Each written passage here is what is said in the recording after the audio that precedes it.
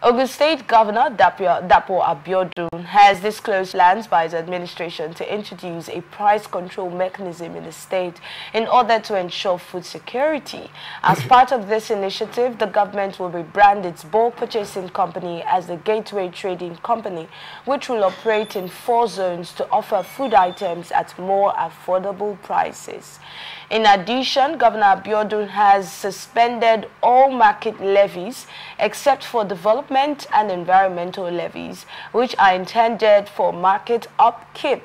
A market enforcement task force will be established to stop illegal levies and coercion in markets with penalties for violators. Let me guess what your first reaction will be. It's a good one. Wonderful. Highly commendable, okay. I must tell you. Very commendable. All right. The governor of Ogun State have done marvelously well. Even if I was expecting to hear that the policy has been fully implemented or that is being implemented, you know, but all the same, having initiated this particular policy is a good one, and that is what the people need at this particular point in time. I believe other state governors will follow suit. Have you noticed that a lot of the times we get to hear that the government wants to start something, the government is to do this and to do that, but do we really hear, as much as we hear that, do we also hear that the government has started this particular policy, or these are the things that we have done and this is the result we're getting already? How much do we even hear that compared to what we hear about plans by the government? That's one of the major challenges of our government, especially in this part of the country. We're good at painting pictures.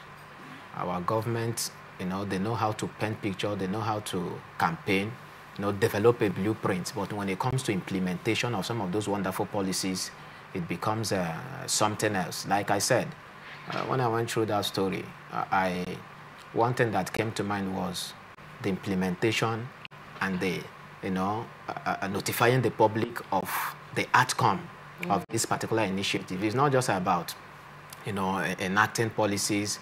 We want to do this. Soon we're going to start this.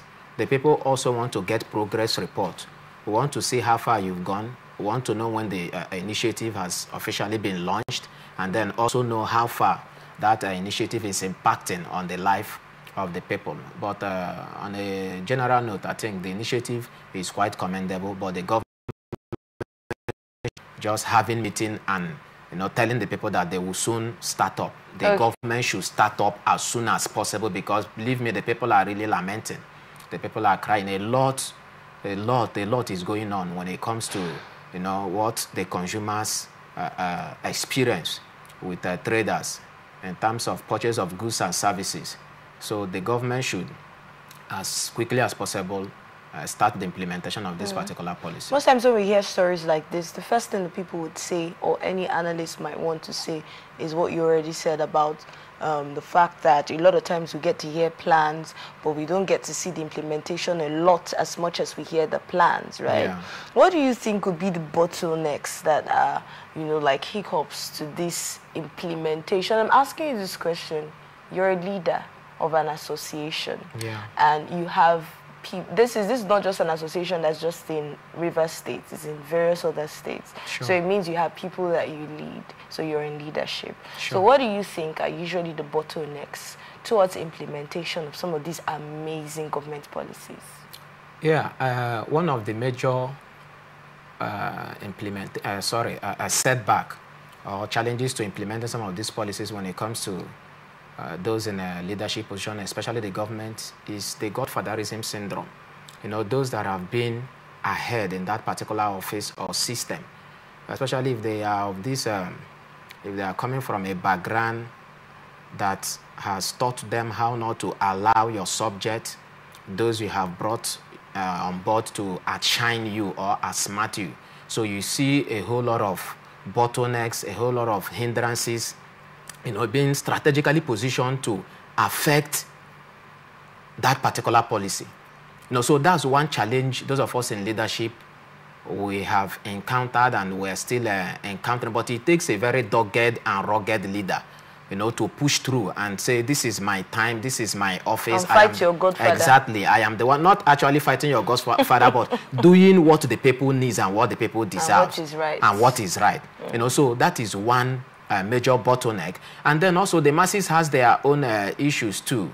You know, at times, you see those that you expect to understand what you're doing, those you expect to operate on the same frequency with you, they will not be the one coming to tell you, oh God, you see, if you do this thing like this, it will not go down well. People will complain. People, and you know, the media is there, they will just turn the whole thing upside down.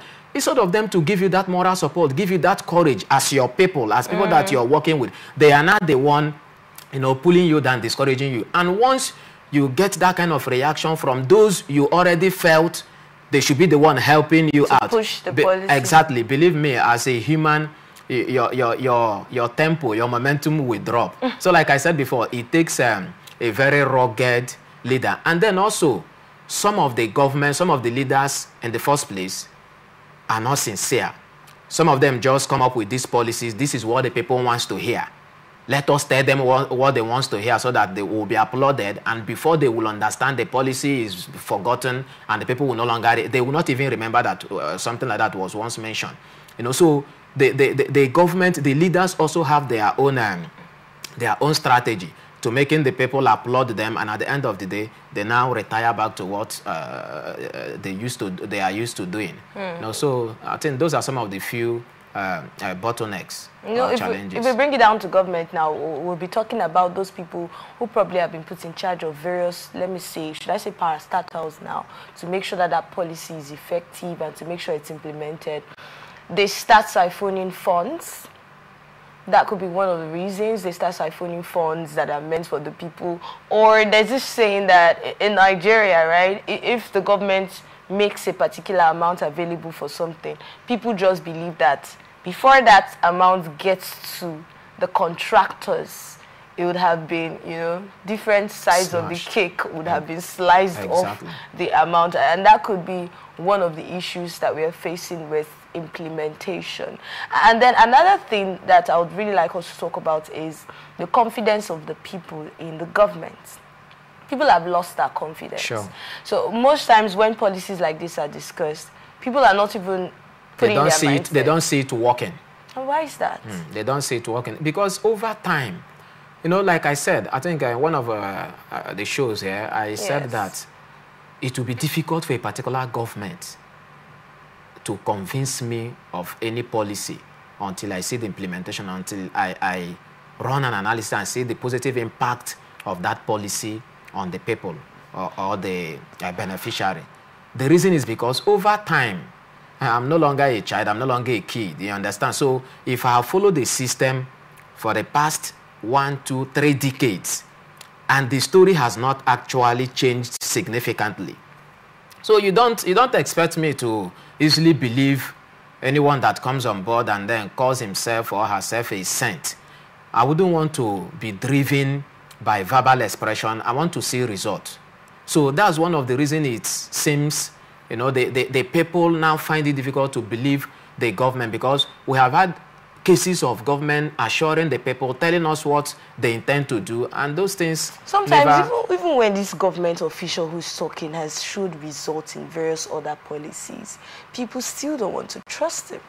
Yeah, because, you know, I was telling somebody a few days ago, I said, I've come to deduce or conclude that government does not embark on projects that isn't profitable to the government officials, especially the pioneers or those driving that particular Yes, that's my personal conviction. That's what I've come to believe. I don't want to know what any person wants to say.